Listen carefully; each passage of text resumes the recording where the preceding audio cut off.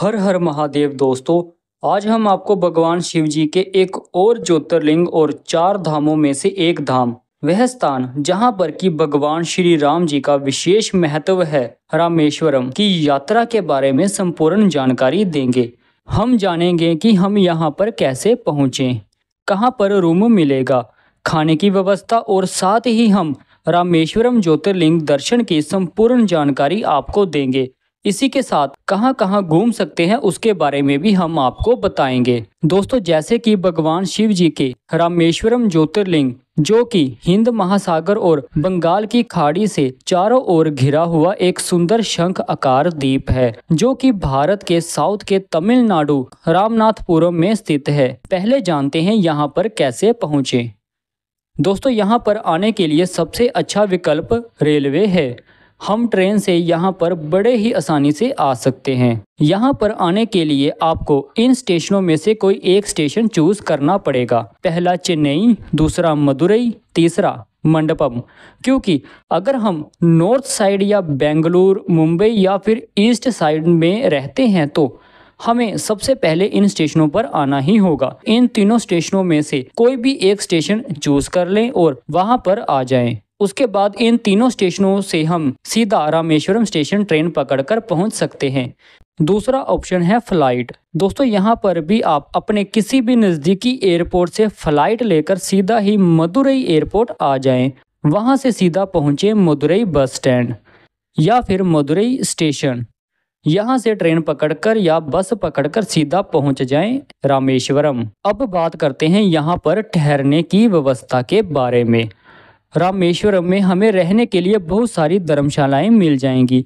दूसरा, मंदिर परिसर के आसपास बहुत सारे प्राइवेट होटल भी आपको मिल जाएंगे। अगर आप सर्दियों में यहाँ पर आएंगे तो यहाँ पर रूम थोड़े महंगे होंगे। खाने की व्यवस्था के बारे में दोस्तों, यहाँ पर रामेश्वरम मंदिर परिसर के अंदर ही आपको लंगर मिल जाएगा, लेकिन यह लंगर दोपहर का ही होता है, जो कि 11:30 से 3 बजे तक चलता है। मॉर्निंग का खाना और रात का खाना आपको बाहर रेस्टोरेंट में ही खाना होगा, जिस पर कि बाहर ही आपको केले के पत्ते पर इडली, डोसा, वड़ा पाव और नॉर्थ स्टाइल खाना भी आपको मिल जाएगा।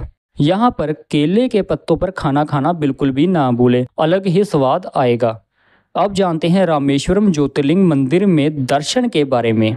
दोस्तों, कुछ बातें मैं आपको बता दूं। मंदिर में दर्शन करने से पहले आपको पूर्व गेट आना होगा। यहाँ पर आपको अग्नि तीर्थम स्थान देखने को मिलेगा। पावन नदी में स्नान करें। शास्त्रों में कहा जाता है कि भगवान श्री राम और माता सीता ने रावण पर विजय प्राप्त करने के बाद यहीं पर जाकर स्नान किया था। यहाँ से स्नान करने के बाद आप सीधा रामेश्वरम मंदिर के उत्तर गेट पर चले जाएं, जहां पर कि आपको 22 कुंड में जाकर भी स्नान करना होगा। यहाँ पर स्नान करने के लिए आपको सरकारी कर्मचारी से 25 रुपए में एक टिकट लेनी होगी। वह टिकट लेने के बाद आप अंदर जाएं और एक एक करके 22 कुंडों में स्नान यह कर्मचारी आपको करा देंगे।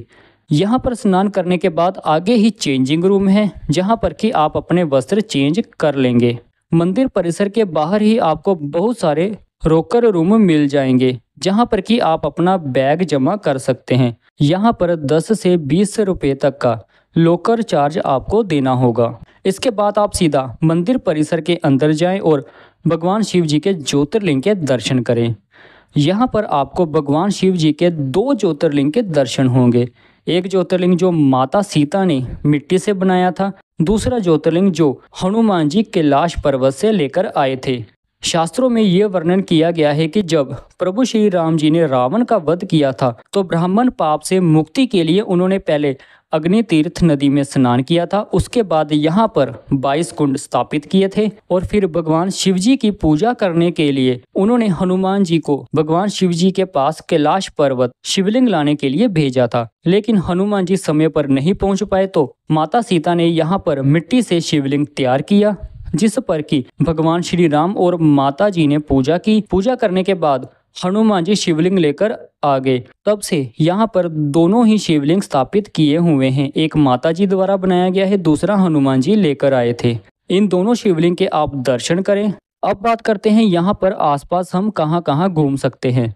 दोस्तों अग्नि तीर्थम के पास ही बोटिंग भी होती है, आप बोटिंग भी कर सकते हैं, जहां पर कि बोटिंग वाला आपसे 100 रुपये लेगा और आपको आगे घुमाकर वापस ले आएगा।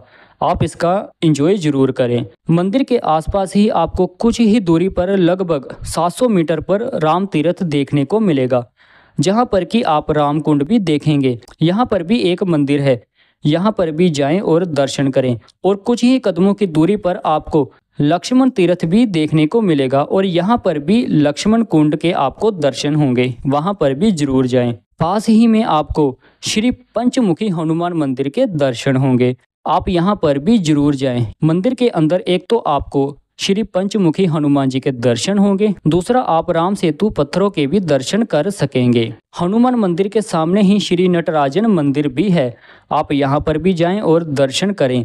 यह मंदिर भी बहुत ही सुंदर है। भारत रत्न APJ अब्दुल कलाम जी के घर भी देखने को मिलेगा, आप वहां पर भी जरूर जाएं। इसके बाद आप जब पंबन ब्रिज की तरफ जाएंगे तो वहां पर आपको Bharat Ratna APJ Abdul Kalam memorial hall भी देखने को मिलेगा, आप वहां भी जरूर जाएं। म्यूजियम के अंदर आप मोबाइल फ़ोन नहीं लेकर जा सकते।